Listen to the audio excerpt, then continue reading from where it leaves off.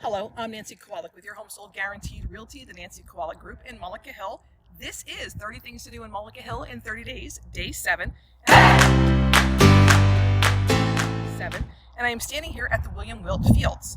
So in Mullica Hill, there are some great places to get outside and enjoy the weather, enjoy the seasons. Wilt and Ella Harris Parks. So Wilt is more about soccer. There's turf fields. It's beautiful. Ella Harris is more about baseball and softball. They do a bit of soccer as well.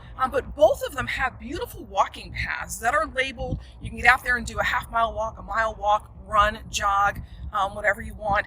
And there are other amenities here. So there's a gazebo. There are, in both spots, you have beautiful places for the kids to go on swings. And it's just spectacular to come out here and view the scenery at this time of year. I would highly encourage you to take advantage of these amenities. Again, I'm Nancy Kowalik with your Home Sold Guaranteed Realty. This is 30 Things to Do in Mullica Hill in 30 days, day 7. Go make it a great day.